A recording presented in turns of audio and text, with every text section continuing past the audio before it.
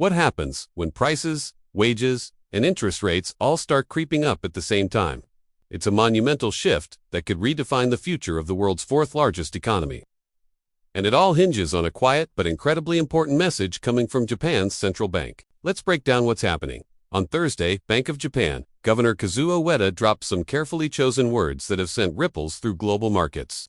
He said that Japan's underlying inflation is finally getting stronger and moving closer to the bank's magic number, a 2% target. His message was calm, measured, but unmistakable. If things keep going this way, the bank is ready to raise interest rates again. For years, any price hikes in Japan were seen as temporary blips. Speaking to Japan's most powerful business leaders, he explained that inflation is no longer just a temporary headache.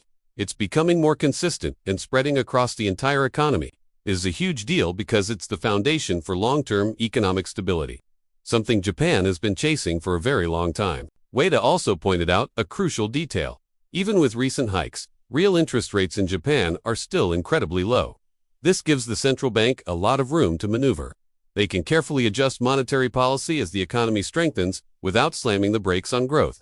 The ultimate goal is to nurture steady economic expansion while keeping inflation right around that healthy 2% mark.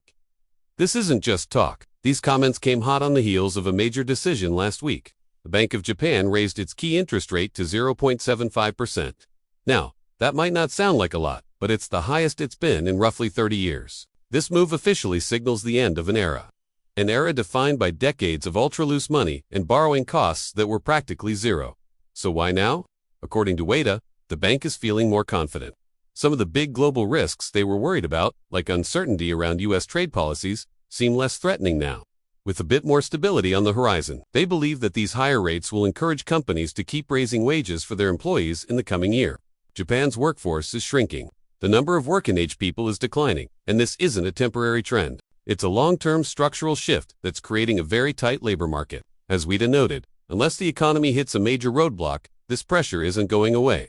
Companies are competing for a smaller pool of workers. This dynamic is creating something Japan has seen in a generation, a positive feedback loop where rising incomes and rising prices support each other. It's a sustainable cycle of growth, and we're already seeing the effects. Companies are feeling the pinch from higher labor costs and more expensive raw materials. And what are they doing? They're passing those costs on to consumers. This suggests a fundamental change in how Japanese businesses think about pricing. After years of being too scared to raise prices for fear of scaring away customers, they're finally adjusting. Ueda described this as a sign that a new mechanism is finally taking hold. So, what's next? Most analysts expect the Bank of Japan to hold interest rates steady at their next big meeting in late January. Yet into how policymakers are viewing the economic momentum and whether they see price pressures continuing to build.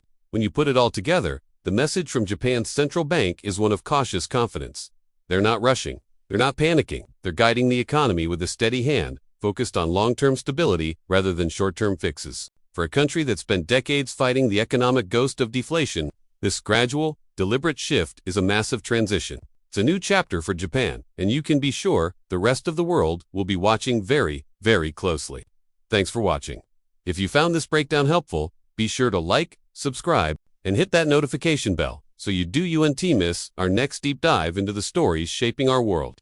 See you next time.